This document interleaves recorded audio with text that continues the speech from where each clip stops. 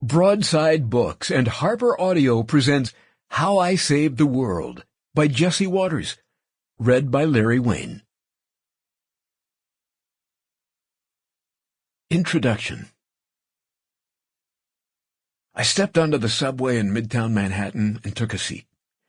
Minding my business, I was sitting quietly, heading downtown to go home after work. At the next stop, a guy entered the car and sat down right next to me. "Aren't you the guy from Fox?" he asked. These conversations only go two ways. The guy either loves me or hates me. I sized him up. White male, maybe late 20s, early 30s, semi-professional attire.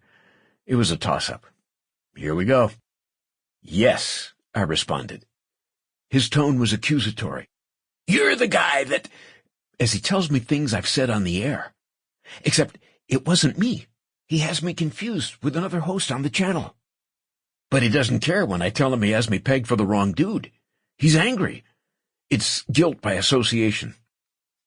Typically, in a situation like this, I walk away. However, I'm trapped on the subway, and he's sitting next to me, growing more animated now that he's come face to face with someone who symbolizes, in his mind, the destruction of the country.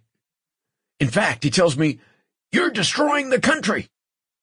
Instead of staring straight ahead and ignoring him while he taunts me, I try a de-escalation tactic and gently engage him in relaxed conversation. I crack a smile and banter slightly. This backfires. The guy only gets louder. People begin to notice. "Aren't you Jesse Waters?" a young woman sitting across from me asks. "I'm a big fan. You're awesome." "Thank you," I say. Subtly, I roll my eyes at her, conveying, "Can you believe this guy next to me?" The subway rolls on while the guy gets cockier. He's demanding to know my salary. "Whatever I'm making is way too much," he barks. "And whatever I'm paying in taxes isn't enough." Definitely a Bernie bro. The subway slows down into Union Square, and he stands up. This must be his stop. I see he's carrying a tall boy in a paper bag. He's been drinking, which explains a lot. At least, he's leaving. But not before this. A steady stream of beer hits my body, all over my jacket, tie, and lap. It must have been a wide mouth because it soaked me strong and fast before I realized what happened. He'd stood over me and poured his beer on me as he left. I stood up and walked toward him. He was still just inside the subway, standing nonchalantly in the crowd as everyone was getting off.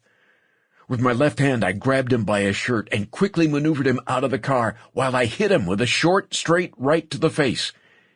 He reeled back, stumbling onto the subway platform, while startled onlookers scrambled to get out of the way. I must have looked ridiculous. At this moment, I was a little bewildered by my lack of knockout power. Shouldn't he be lying on the ground? I also realized I'd left my bag on the subway and needed to make a decision. Ditch it and finish the fight on the platform, or dip back inside the subway and ride home with my belongings. The psycho was standing there, shocked, holding his face, glaring at me. I turned back inside the subway car and sat down next to my bag. People kept their distance from me, like I was some beast. Drenched in beer, I rode home, stunned at what had transpired. This must be why Greg Gutfeld insists on taking town cars home. This isn't an isolated incident. In the span of just this last week, a man called me a Nazi in front of my children. Another man screamed obscenities at me in front of his own children.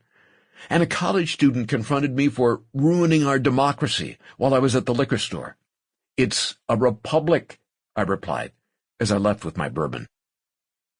Personally, it's unsettling when you're face to face with these people because they all have one thing in common: unhinged rage. I've noticed oftentimes they're so angry that they're literally shaking. The flash of anger comes so quickly that they're unpredictable. It's like a switch goes off when they've identified me. It's mostly upper-middle-class white males in their 20s to 40s. They're usually thin, pale, and wouldn't strike anyone as particularly threatening until they snap. I'll leave the demographic analysis there before I'm accused of reverse racism. "Are you Jesse Waters?" they'll sometimes ask, or sometimes not.